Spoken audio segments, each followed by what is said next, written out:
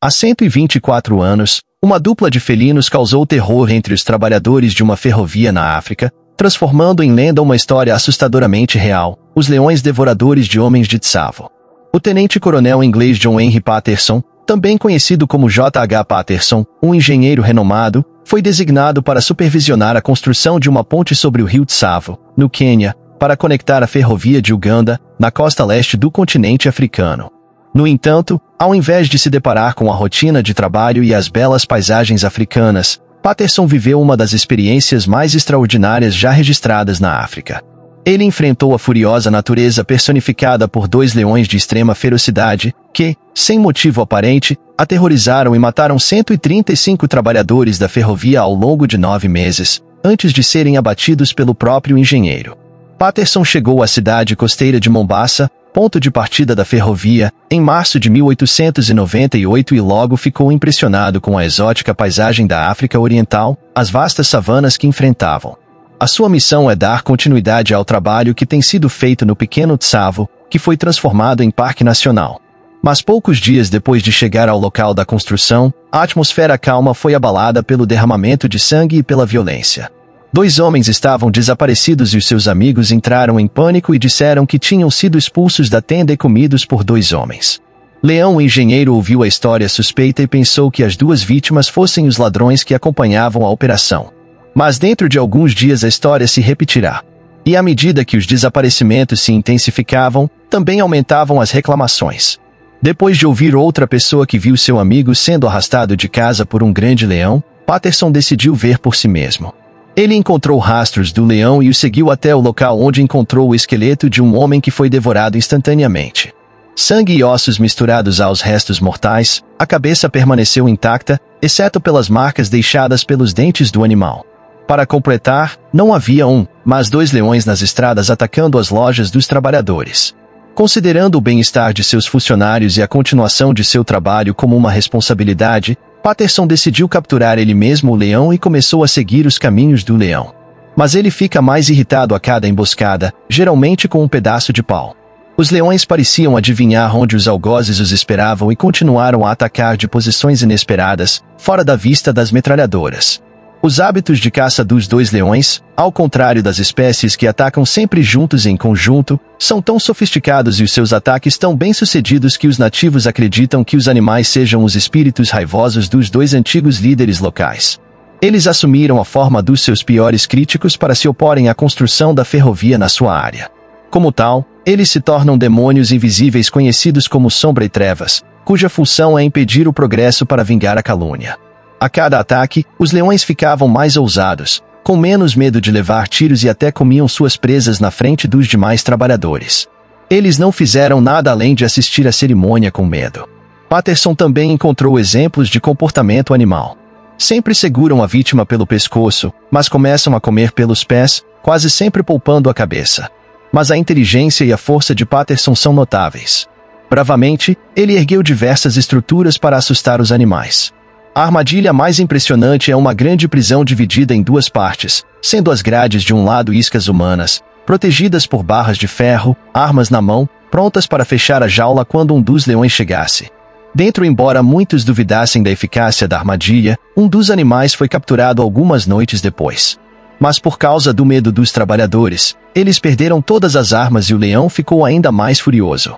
Por fim, a porta da jaula foi quebrada e houve uma abertura pela qual o animal poderia escapar. Em dezembro de 1898, os animais alcançaram o seu objetivo. A construção da ferrovia foi interrompida por 3 semanas porque ninguém queria arriscar a vida. Naquela altura, o número de mortos ultrapassava os 100. Todo o processo foi reduzido à construção de estruturas leão a leão, numa tentativa desesperada do público de evitar as baixas que se seguiram recentemente. Um funcionário montou uma barraca na caixa d'água e alugou o espaço para quem pagasse mais. Em vez de abandonar o abate de animais, Patterson criou uma nova estrutura para aterrorizá-los. Parecia um andaime sustentado por 4 postes de madeira que só se quebrou com um simples chute de um dos leões. Ele esperou que os animais chegassem todas as noites até atingir seu objetivo. Mas não foi como esperado.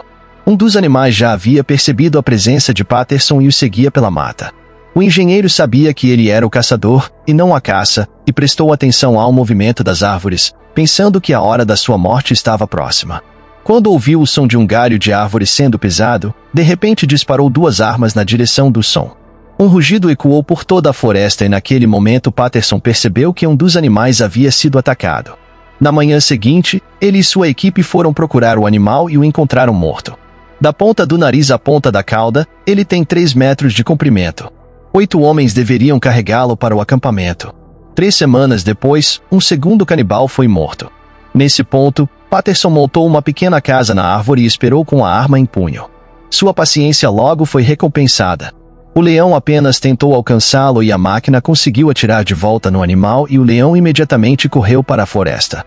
O caçador continuou seguindo a trilha de sangue para encontrar o leão que havia morrido em decorrência dos ferimentos, mas a busca foi inútil pois a trilha se perdeu devido ao terreno rochoso. Patterson seguiu mantendo a vigília no mesmo local até que, 10 dias depois de levar o primeiro tiro, o leão voltou a espreitar o engenheiro. Determinado a acabar de vez com a ameaça do devorador de homens naquela mesma noite, Patterson deixou a segurança da árvore para encarar a fera no chão. Ele esperou o animal ficar ao alcance de sua espingarda e disparou no peito. Mas, mesmo ferido, o animal conseguiu voltar para a densa selva. O caçador aguardou impacientemente até o nascer do dia e partiu para terminar o serviço. Foi quando ele percebeu que o leão, ainda rugindo de dor, se encontrava à sua frente. Mais um tiro, e o animal surpreendentemente ainda partiu para o ataque. Outro tiro e, novamente, o leão voltou à carga, avançando tão rápido quanto sempre. Patterson buscou então o segundo rifle, mas, para seu terror, seu companheiro de vigília havia fugido, apavorado e com a arma, deixando-o à mercê da fúria do enlouquecido animal. Ele então correu de volta para a árvore, onde havia outro rifle, e certamente teria sido mais uma vítima do leão se não fosse pela gravidade dos ferimentos sofridos pela fera, que a essa altura já não conseguia ser tão rápido, embora mantivesse a ferocidade. Arma em punho, Patterson disparou mais 3 tiros, e finalmente terminou com a ameaça dos demônios. Em fevereiro de 1899 a ponte ficou pronta. 26 anos depois do episódio, Patterson deu uma palestra no Museu de História Natural de Chicago. Ele ainda possuía as peles dos 2 devoradores de homens de Tsavo e resolveu vendê-las para o museu pela então extraordinária quantia de $5.000. Apesar do avançado estado de decomposição das peles, velhas e secas, após terem sido mantidas por Patterson durante tanto tempo, os restauradores da instituição fizeram um extraordinário trabalho de reconstituindo os animais. Na realidade, os leões eram um pouco maiores do que como estão expostos no museu, por causa dos acertos que os restauradores tiveram que fazer nas peles. Até hoje, porém, a ciência não conseguiu explicar claramente os motivos pelos quais aqueles 2 leões atacavam os trabalhadores da ferrovia. Mas algumas hipóteses foram levantadas. A primeira delas remete a uma peste que, na década de 1890, dizimou centenas de zebras, gazelas e outros animais que serviam de alimento para os leões de Tsavo. Eles então passaram a procurar alternativas e encontraram os humanos.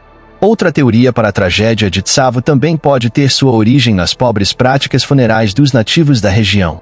Muitos dos trabalhadores que morriam devido a doenças ou acidentes eram enterrados sem nenhum cuidado, às vezes com partes do corpo expostas à superfície, ou nem mesmo eram enterrados. Se um leão provasse essa refeição fácil, ele certamente passaria a procurar homens, associando a figura à tranquilidade da captura.